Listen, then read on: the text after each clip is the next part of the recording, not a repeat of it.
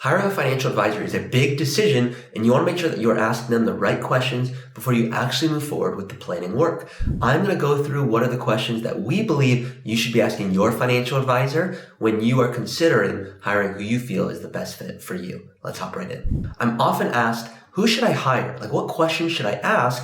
And because I'm asked that so often, I was like, why don't I make a video on it? Now I fully realize I might not sound like all my other videos because I'm a little under the weather, but I wanted to get this video out sooner than later. So let's hop right in. Here are the 10 main questions, and I will say some of these have little bits of sub-questions. So it won't be exactly 10, but it's going to be exactly what you need to know to understand if you are absolutely getting the right advisor for you. If you don't already know, I am Taublieb. I am a financial planner. I am the host of the Early Retirement Podcast, and I'm the vice president at Root. So for anyone that reaches out to Root, I am the person that they'd be speaking with to determine if it's a good fit. I'll be giving you little examples for each of these questions so that it can help you understand how you might want to ask it based on who you're speaking to. So question 1, I would ask, are you a fiduciary? And if they go, yes, I'm a fiduciary, absolutely. Say, great, are you a CFP? They go, oh yes, absolutely. I'm a certified financial planner. Oh yeah.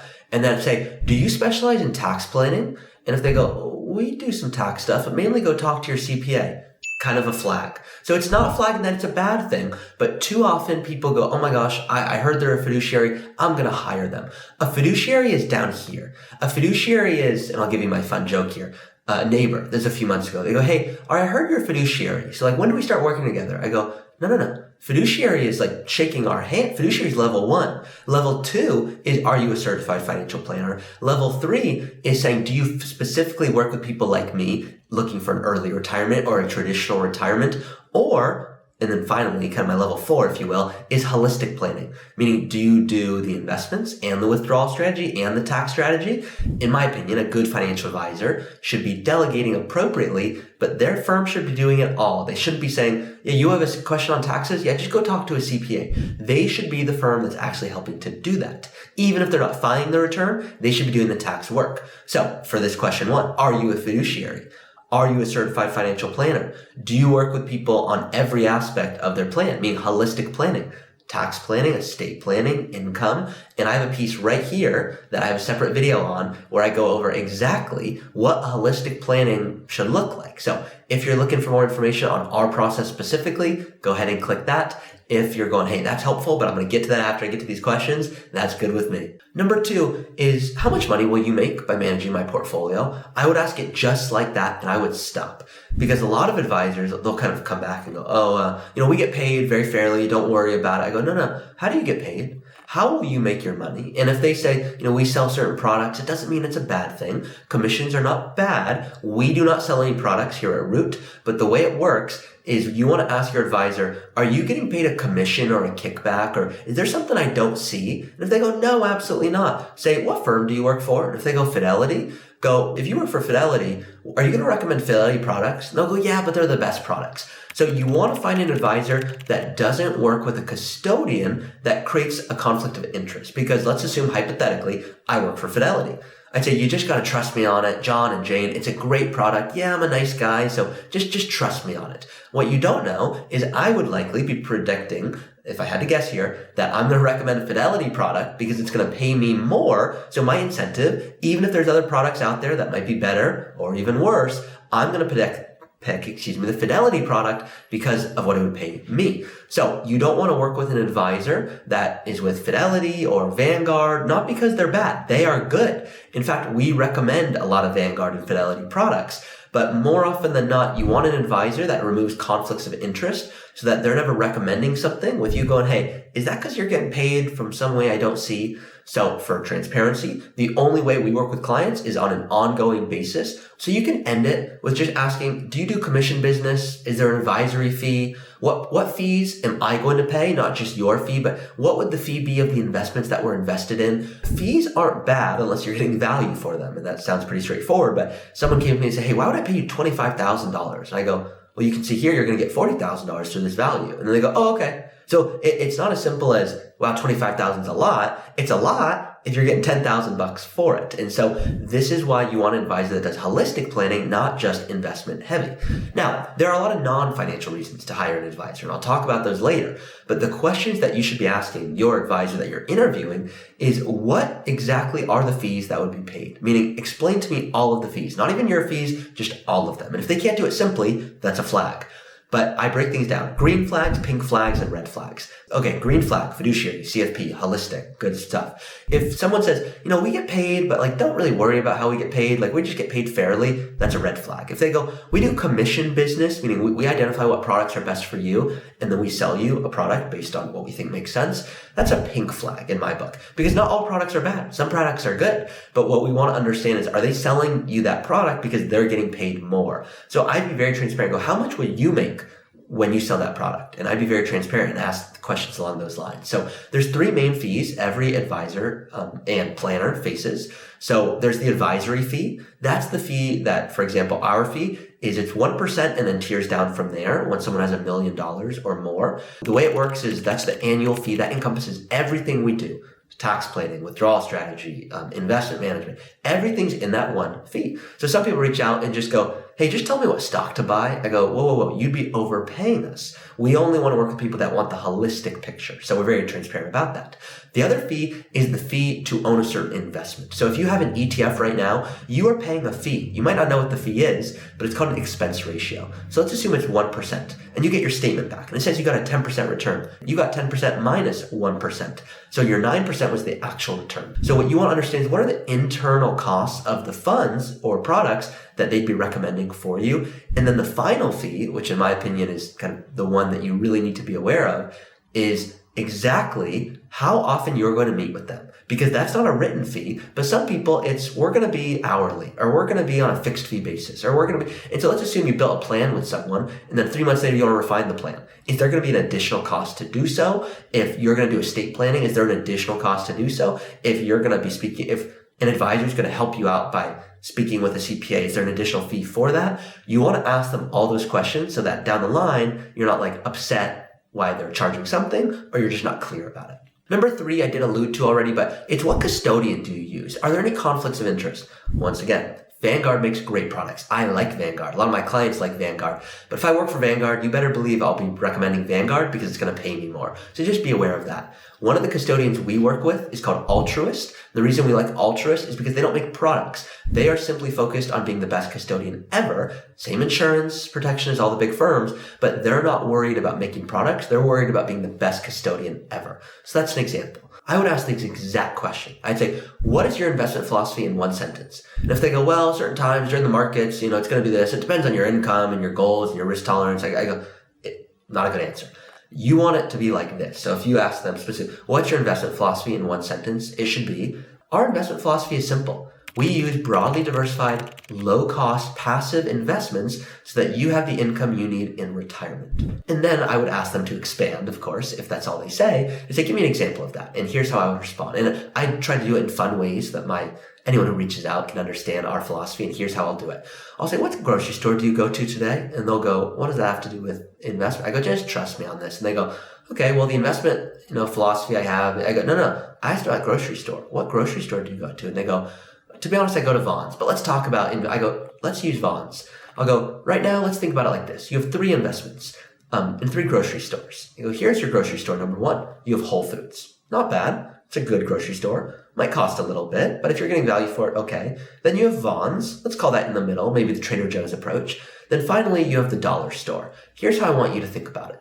Vanguard is like the dollar store. So I'll ask people, I'll go, why don't you just don't go to Vons, go to the dollar store. And they'll say, yeah, I could. I mean, I know I could eat, but I wouldn't be getting the most value. The quality's not the best. I go, exactly. The point is not to have the lowest possible fees. At the same time, I don't want you going to Whole Foods and buying paper plates. That's unnecessary. That's what we see active management as. You're purchasing a product, but you're not getting significant value for it. You want what's called BB, bang for your buck, quite simply. And so for some people, that's the Trader Joe's approach. And it's, hey, we're making sure we're going to the grocery store, we're getting value. Yes, it's not the cheapest like the dollar store, but it's also not Whole Foods.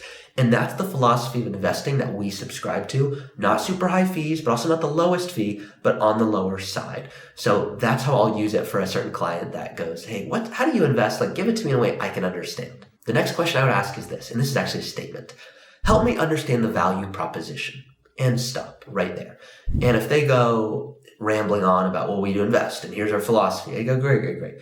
Let's talk, once again, the value. What am I paying for? And if they don't say, we do tax planning, we do estate planning, we do insurance review, we care about your purpose, and we have an exercise to make sure you retire with total confidence and know what you want to do in retirement. If they don't allude to their income strategy, that to me is a little bit of a pink flag. Not quite a red flag, because once again, you could still be okay. They could still be a good advisor, but you want the best advisor. I'll give you an example. A lot of people come to me, they work with Fidelity or Vanguard or Empower, and they're getting cookie cutter advice. A lot of you have seen this before, but I have this jar right here, and it says anti-cookie cutter jar, because I don't believe in asking your age and risk tolerance. You're like, I'm a 2 today and a 10 tomorrow. That doesn't help me retire well. So what I want you to do is I want you to really ask them, hey, where is the value? And so I'll tell clients, what are you paying right now? And if they go, yeah, we're paying, about 1% or so, I go, what value are you getting? They're going, well, they're kind of just doing investment management, not a whole lot on philosophy of planning and taxes and estate. And I go, okay, here's our fee. It would actually be less than 1% once you have north of $1 million. And you're getting tax planning, estate planning, withdrawal strategy. It's a holistic approach. Is that what you're looking for? And they go, oh my God, no brainer. Other people go, no, okay, that's helpful. But the truth is, I'm looking for someone that's just going to tell me what stock to buy. I don't want any of that tax or estate or withdrawal, none of that stuff. If someone says that, I say, great, we're not the right firm for you. So we don't work with everyone. We work with people that want the holistic approach. The sixth question I would ask is, what's our communication going to look like? Because some people, you're going to talk once a month on the phone. Some advisors, that's how they run their business. Other people go, hey, we're going to come in and we're going to meet 3 times a year in person. That's not how we work, and I'll explain how you can answer and ask, should I say, for the advisor you're interviewing, but you want to make sure it works with you. For example, we have a sundown rule. What does that mean? That means regardless of if we have the answer or not, before the end of the day, you will receive acknowledgement that we received your message and that we are working on it. That is important for me because I want clients to know that they really are the most important. And we couldn't do that if we're working with 3,000 plus clients. We limit the number of clients that work with our advisors. So as an example here, I'm looking at my list here. You want to ask, what communication cadence can I expect? A lot of our clients, they want a local advisor. They're reaching out going, hey, I want to shake someone's hand. I say, we can't do that. So as an example, I would say, if that's what's important to you, don't work with us. So we cannot shake your hand unless you want to fly out to Los Angeles or Virginia, wherever our advisors are for every meeting. So what we're able to do is say, if you want the best advisor possible and you want the holistic approach, that's what we specialize in. Here's what communication would look like. We're going to meet at a minimum 3 times per year where we proactively reach out to you. But as life changes, we want you to reach out to us and let us know what you want to talk about. It's almost like 3 times per year is a minimum. And as opposed to us leaving a voicemail, we're going to do a video where we actually share our face on the screen and walk you through an example, because sometimes we find that's more effective based on your schedule. So what you want to ask them is, what's communication cadence like? Do you have a process for it? And are you willing to accommodate me? Some of my clients, they only want to communicate through what are called Loom videos. That's where I put my face on my screen and I do the case studies that you see on my YouTube videos. That's how they want to be communicated with. Other people are like, no, I'd rather just pick up the phone and call you. Like, that's just my style. I go, cool, let's do that. So just make sure that they communicate in a way that works with you. This is a big one, maybe one of the biggest. Number 7 is, who would be the lead advisor? Who would be the person that I'd be speaking with on all of my planning needs? How many clients do they have? That's question 2. And then finally, when are they going to stop taking new clients? Because there's a joke in the industry, and it's called Who's Lewis, where all of a sudden you meet your advisor, you like your advisor, then they retire or they move firms. And it's like, you're meeting with this Lewis guy. And you're like, I don't know Lewis. I didn't pick Lewis. Who's Lewis? So the idea here is that you want to get really clear on the advisor you're hiring. Are they still taking new clients? Are they close to retirement? Because if so, maybe not the best sign to hire them if they're going to retire sooner than you're going to retire. And making sure that they work with people just like you. And finally, you'd enjoy meeting with them. So, for example, people reach out to us, and the next step after I speak with them, is to have them meet their lead advisor and go, yeah, this is someone they're excited to meet with. They're excited because they're like, oh my gosh, we're not just going to talk about boring numbers and graphs, which we do not subscribe to. You want to make sure we're talking about how much you can spend. When can you retire? Are you in a good spot to send a kid to college? How much can you spend on their wedding? What's the most and what's the least? It's really taking a deep dive into those matters. If an advisor says they currently have 200 clients, that's a pinkish red flag for me. That's me going, okay, it's pretty hard to do a really good job of servicing 200 plus clients. We limit the number of clients per advisor to 100, and most of them are far below that, only because we ask a lot more of our advisors. It's not just investments, it is the tax and the estate and the whole holistic approach. Number 8 is a big one as well. Where can I see a review of clients? What have clients said about working with you? So for example, for us, go to Google. You can see here as you scroll down, there are lots of different reviews from different people, and you want to find a review here that actually resonates with you, that you go, hey, that's my person. That's kind of my situation. This makes sense. You might go, oh my gosh, no, this is not what I'm looking for at all. So good to ask, hey, can I, even an additional layer if you'd like, is, hey, can I speak with a current client? And what client do you recommend I speak with? And what do you think they would say if you ask them? I think those are really powerful questions to asking to an advisor.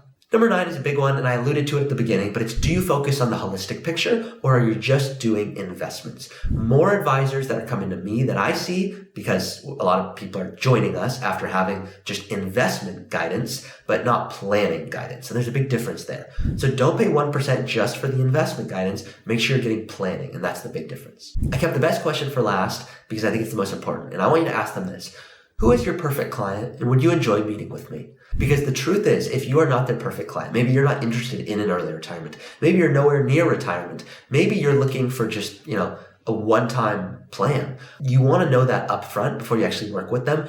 And trust me, because I'm an advisor, you want your advisor excited to meet with you. You want them looking at your name on the calendar and going, oh yeah, I cannot wait to meet with them, because you want them doing a lot of work for you. And I just can tell you, the nicer you are to that advisor, the closer you feel. And just you asking, would you enjoy meeting with me? And if they say yes, the relationship is going to be that much more powerful. So I would ask that exact question. Pro bonus tip is that I would ask at the very end, once again, just don't have to ask this one, but I would consider just saying, what are the main challenges that clients are coming to you with? Because if they say, you know what, most clients are saying, how do I send a kid to school? That's very different from, can I retire early and never run out? So all of those kind of items should be tackled, but you want to know, what are the main challenges? If the main challenge is education planning, if that's what they specialize in, doesn't mean you shouldn't hire them, but you want to go, okay, that's what you specialize in. Yes, you can help with other things. You're probably not a specialist in stock options, for example. If they go, I focus on working with clients that have a lot of stock in one company, we do the education and the tax and the state, we do all that stuff, but I specialize on the options piece. That might be a better fit for you because you want help on, hey, how should I think about selling this position? What would the tax implications be? At the same time, you want to make sure they are taking a holistic view. So just getting a clear sense of that specialization, I think that'll help a lot. As you can imagine, this is what we love to do. So hire an advisor you're excited to meet with. If you watched this video and went, wow, this is making me think differently about my current advisor, or, oh my gosh, this is really helpful, I'm going to go interview 3, 4, 5 advisors. You can see right here, the majority of people that reach out to us, that they are interviewing 2 or 3 advisors before coming to us, or they've had 2 or 3. You can see this one particular person here left a really nice long review. He interviewed 7 advisors before coming to us. You don't need to interview 7, but we want to make sure you are fully comfortable. So make sure to check out our reviews and review all of our videos. Some people say, how do I know you're a good fit for me? I go interview us for tens, if not hundreds of hours on YouTube, on the podcast. Get a sense if we speak in a way that resonates with you, because that's what our meetings look like. That's it for today's video. I hope that this was helpful. 10 plus questions for you to ask when interviewing a financial advisor.